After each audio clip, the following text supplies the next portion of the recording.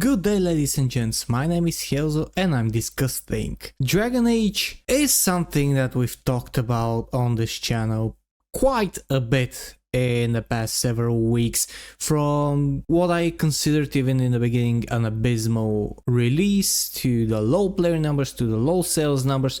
Everything. We've covered almost everything that there was to cover. But one of the things that I didn't quite touch upon in my videos were the reviews from the big media outlets that were praising it so much that you would think, if you're just reading those reviews, that it's the perfect game without any flaws, without anything that you wouldn't like. They were making out to be as the next Game of the Year contender and even the winner, something like the best Dragon Age that there is, the return to form, as we have all seen in the various article headlines and commented by a lot of people online. And usually that's what happens with games like this. They get a huge media support in order to push the narrative. Now we know that Dragon Age the Veilguard is basically a slop, and I've said a lot of times that to me this is not a game, this is a propaganda piece that is just have gaming elements inserted into it in order to push the message to the gaming community. We also know that this didn't work. Dragon Age the Veilguard failed to even break 100,000 concurrent players on Steam. And if we see the current graph, it's looking very grim. Currently there are 19,000 players, so basically quite the normal number as we have seen from a lot of days. Between 19 and 22,000 are still playing the game. Now the game is really extensive. I've recently read that there is at least 100 hours content there, so there are a lot of people who are playing it not so actively and just spending a couple of hours per day, so they want to finish the game, so that's pretty normal. But on this graph you don't even see the highest peak of 89,000 anymore. This is from November 6th, and you already see that it's falling. You have a bit of a up increase in the weekend, which is absolutely normal. A lot of people are not working during the weekend, so you do have, but still you see the steep decline. So this is something that we have seen happen ever since the first 3 days of release. And we know the game analytics that I do enjoy seeing. As you can see, 601,000 copies sold with the high numbers. I've talked about these things a lot. Now, several days ago, there were reports from Endymion and also covered by Smash JT and Grums that the game kinda didn't sold even 500,000, or it was around 500,000 copies sold, which was from an insider of theirs from bioware. Smash JT just posted today that he was informed by his source at bioware that they have been updated with the numbers over the weekend. That means that Dragon Age the Veilguard has crossed 1 million sales. He does have some doubts, so do I.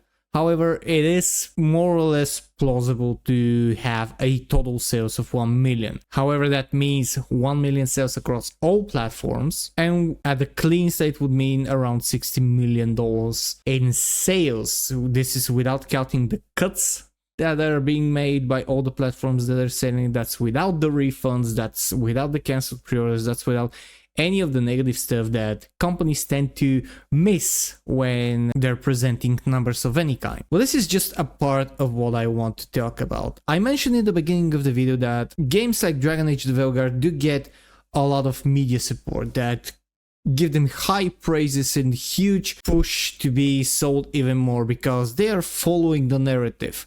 They want to be good with the narrative people, with the woke mindset, and they want to continue having jobs in this regard and to be getting paid for making those reviews. So you might say that they're a little bit biased when they're making a game, and they're concentrating on how progressive the game is instead of the gameplay, or if it follows the spirit of the franchise faithfully. And something happened a few days ago I called it a little bit too late, however, I do want to talk about it, is that from our very own IGN, we got somewhat of an updated review of Dragon Age the Veilguard, which basically backtracks almost everything that was said in the initial review. If you remember, IGN gave it a 9 out of 10 upon the initial review of the game, which was on October 24th, I think.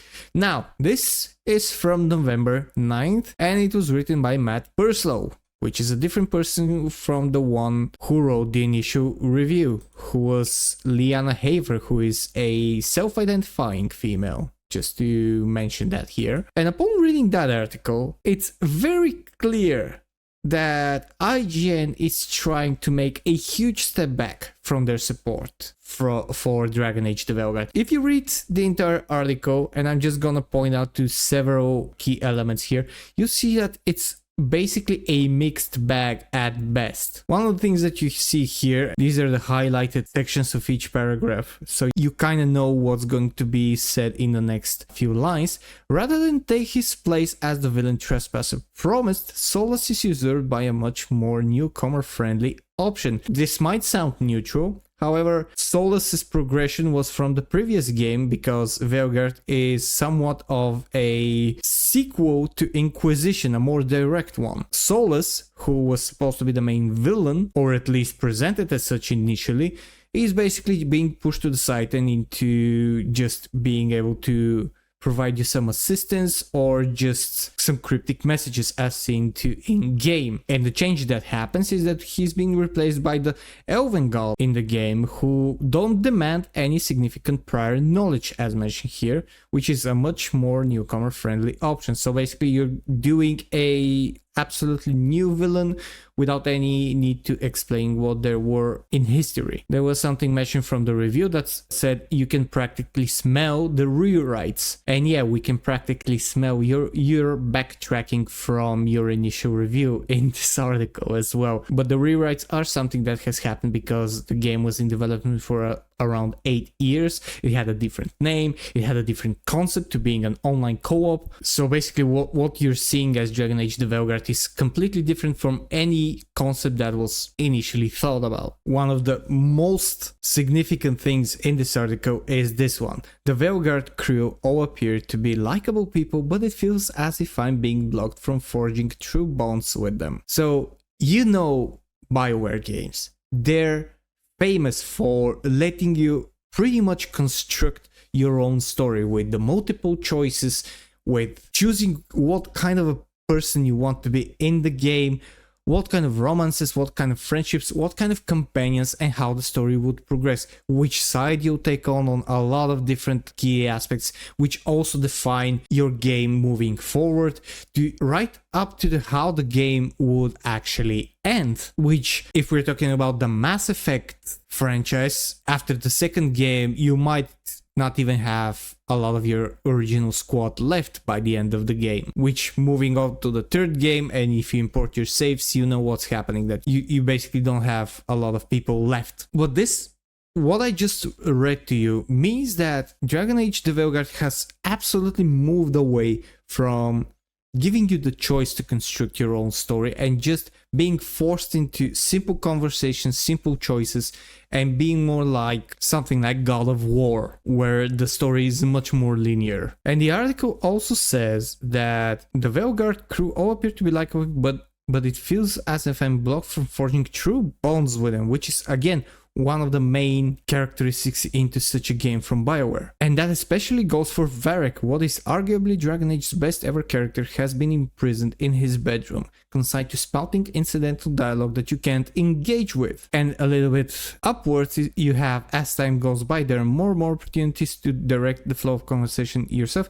but they frequently lack the multi-tier dialogue trees that really allow you to dive deep. And it was only after unlocking the dragon hunting Tash that the character is presented with a conversation in which they were able to cycle through multiple tiers of responses at every stage of the dialogue. So basically what was being said all this time about Tash is that they're the most important character and the game was made for them and their experiences which mirror the experiences of the rider, and only then you can have a full-blown experience because they seem to be the only three-dimensional complex character in the game. With that being said, there's one thing that stands out from all of what I've said just now. When you take the lack of people who are excited about Dragon Age the Veilguard.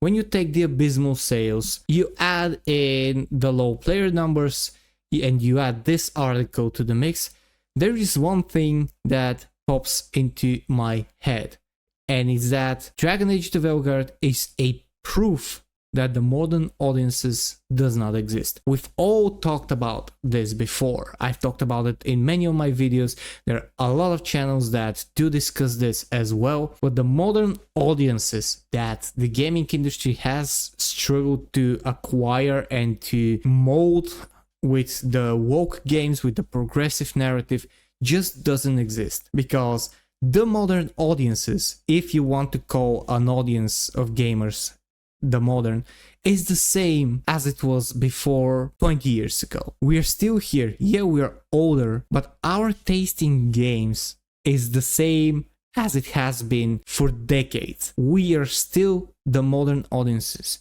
and we have grew up on video games ever since we were little kids. I started playing video games when I was 7, and I'm 34 right now, and I'm still playing games, and I'm still excited for new adventures, new games, new technology. Hell, I want to try one of the VR headsets and with the treadmills and everything, even though they're very new and I'm what is considered an old gamer right now. So if you do want to accept the term modern audience, it's not something that you would bring in as new young people or some different type of human beings that you can mold to your narrative and just somehow connect with them, because gamers will be gamers, and gamers want one thing: escapism and entertainment. Okay, that's two things, but we want those things. We want to escape the real world and just immerse ourselves in an amazing world that was created for our entertainment,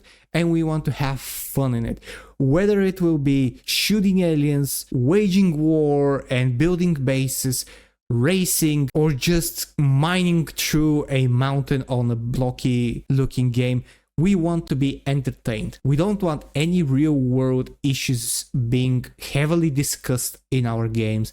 We don't want to have to conform to the woke ideology, to the trans people, or even to extreme conservative religious types of things. We just want to be entertained. And if you do want to have these things inserted into every single game, you need to take a step back and do it smartly.